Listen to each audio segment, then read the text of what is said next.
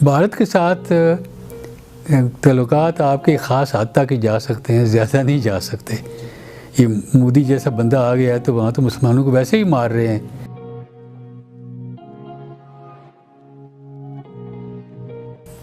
وہ ایک گنگا جہاز اغوا ہوا، وہ سری نگر سے دلی جا رہا تھا اور پھر وہ لاہور آ گیا، اور وہاں سے پھر وہ جو مسافر تھے ان کی خاطر تواضع تو کی گئی، جہاز کو اڑا دیا تھا، لیکن اس سے پہلے ان مسافروں کو کہا گیا کہ اگر آپ چاہیں تو تھوڑا سا وقت آپ کے پاس ہے تو ہم آپ کو لاہور دکھا سکتے ہیں۔ لیکن اس کی وجہ سے یہ ہوا کہ انڈیا پاکستان کے درمیان تعلقات میں یہ خرابی آ گئی کہ اوور فلائٹس انڈیا نے بند کر دی اسی بہانے سے، ود رزلٹ کہ پاکستان کے کو یہ موقع نہیں ملا کہ وہ ایسٹ پاکستان میں وہ کوئی ان کی ایئر کور دے سکے آرمی کو یا دوسرے لوگوں کو۔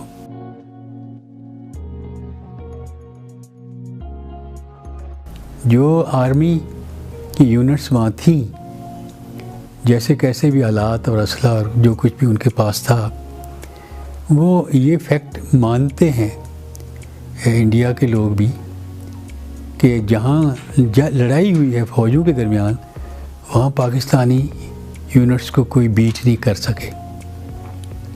اس میں ہر جگہ جہاں کھڑے ہوئے وہ پھر وہ اس میں کھڑے رہے اور وہ انڈیا کو وہاں سے ہٹنا پڑا۔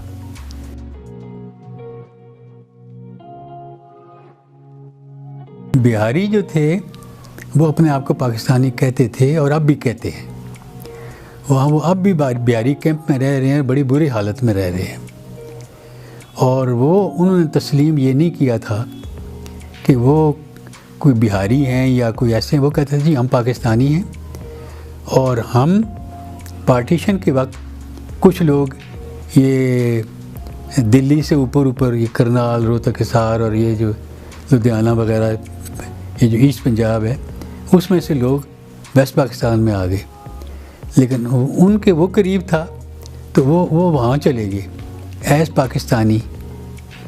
دے went to Pakistan which was East Pakistan.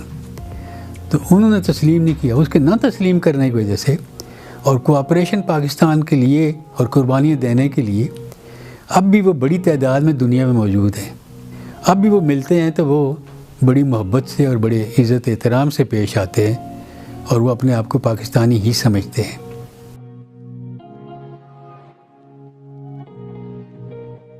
انہوں نے پہلا سوال یہی کیا کہ جو ہمارے ایسٹ بنتے تھے وہ آپ نے ہمیں کیوں نہیں دیے، نہ دے رہے ہیں۔ تو میں نے کہا اگر بائی کنسنسس کوئی علیحدگی ہو یا پارٹیشن ہو تو اس میں یہ بات پہلے طے ہوتی ہے، لیکن اگر جنگ کر کے دوسروں کے کہنے کے اوپر اگر آپ ملک کو توڑیں تو پھر اس کے بعد یہ سوال نہیں اٹھتا، اس کے بعد کسی نے دوسرا سوال نہیں کیا۔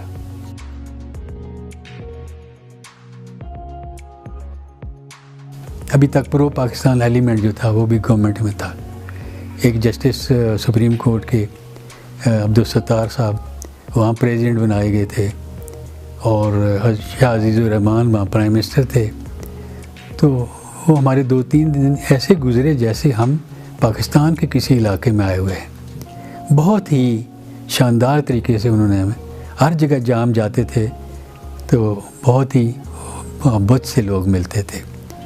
ہم پرائم منسٹر سیکریٹریٹ میں گئے تو سارے لوگ باہر نکل کر آنے شروع ہو گئے۔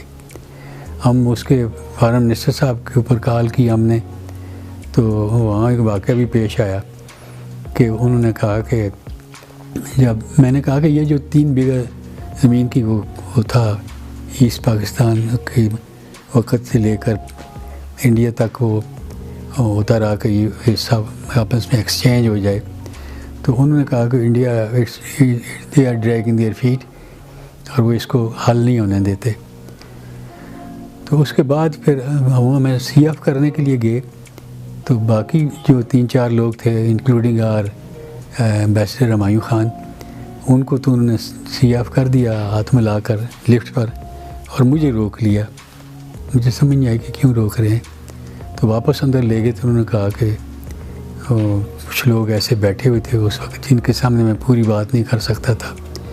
میں نے پوچھا تھا کہ اس ڈیلیگیشن میں کون آدمی ہے جس کو میں بات کروں تو وہ صرف جا کر صدر ضیاء الحق صاحب کو ہی پہنچا سکے گا. تو انہوں نے آپ کا نام لیا تھا. اس لیے میں یہ کہہ رہا ہوں کہ جو آپ یہ دیکھ رہے ہیں کہ ٹھیک ٹھاک سلسلہ چل رہا ہے، یہ ایسے ہی ہے. دیکھو مسئلہ سا ہے، یہ سلسلہ زیادہ دیر چل نہیں سکے گا اور انڈیا اس پر وار کرے گا اور اپنے سائڈ کی اپنے مطلب کے لوگ لانے کی یہاں کوشش وہ کر رہا ہے. تو ہم یہ کہتے ہیں کہ آپ صدر ضیاء الحق صاحب سے کہیں اور وہ سعودی عربیہ سے بھی بات کریں اور وہ پھر اس بات کو روکنے کی کوشش کریں انڈیا دوبارہ ایک اپنا، کیونکہ وہ اس کا مقصد ابھی پورا نہیں ہوا جو کرنا چاہتا تھا.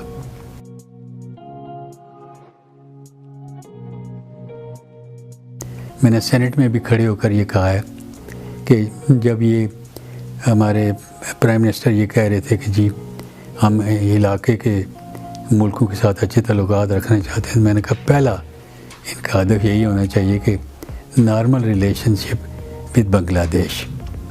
آپ اس کو زبردستی کیوں اگنور کر کے ڈھکیل رہے ہیں وہاں؟ کیونکہ میں ملنے کے لیے گیا تھا بنگلہ دیش کے سفیر کو، تو جہاں کہیں وہ ملتا تھا اس نے مجھ پر کال بھی کی تھی، تو جہاں کہیں وہ ملتا تھا بہت اچھے محبت سے. تو بہرحال وہ پھر انہوں نے شاید اس کو پھر شاہ محمود قریشی وہاں بیٹھے تھے، انہوں نے کہا کہ آپ نے جو تجویز کی ہے میں ضرور پرائم منسٹر سے بات کروں گا.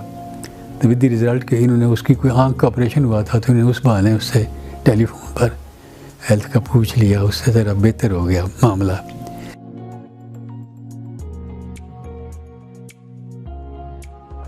ہم یہ سمجھتے ہیں جی کہ جہاں کہیں آپ حج عمرے کے لیے جائیں، جو اکثر میں جاتا رہتا ہوں، اور وہ وہاں بھی اگر مسجد میں کہیں باہر بنگلہ دیشی کو لوگ مل جائیں تو بڑی محبت سے پیش آتے ہیں اور باقیوں کو بھی بتاتے ہیں کہ یہ پاکستان کے منسٹر آئے ہوئے ہیں اور وہ پھر ملنے کے لیے آتے ہیں. اس لیے جو یہ ایک نیچرل سا اٹریکشن کا وہ ہے سلسلہ، اس کو کیپٹلائز کرنا چاہیے. کیونکہ ہماری ان کے ساتھ ایک ہسٹورک کامنلٹی بھی ہے.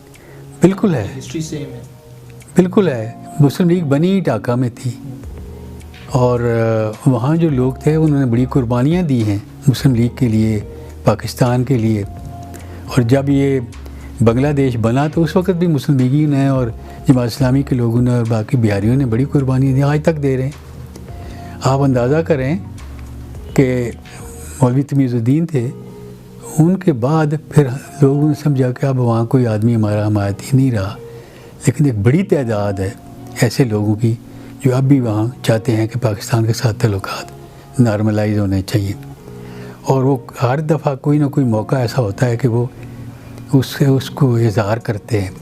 مثلا اب جب یہ کشمیر کے اوپر انڈیا نے وہ 5 اگست کو کیا تو سب سے بڑا جلوس کشمیریوں کے حق میں ڈھاکہ میں نکلا، سب سے بڑا جلوس.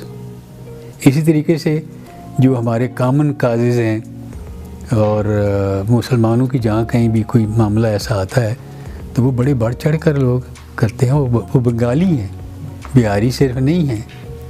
تو اس لحاظ سے میں سمجھتا ہوں کہ پوٹینشل بہت ہے تعلقات کو دوبارہ بحال کرنا.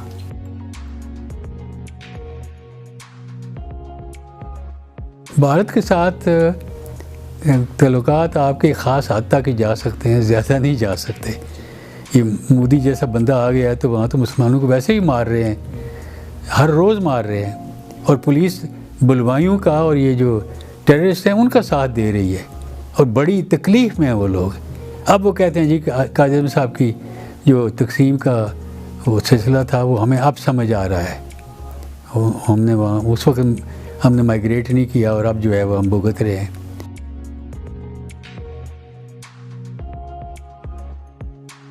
پاکستان کے لیے یہی پیغام ہے کہ پاکستان انشاءاللہ تعالیٰ قائم رہنے کے لیے بنا ہے، اور یہ جو 20-22 کروڑ لوگ ہیں ان میں بڑی جان ہے، قربانی دے سکتے ہیں، کسی سے دبنے اور ڈرنے والے نہیں ہیں.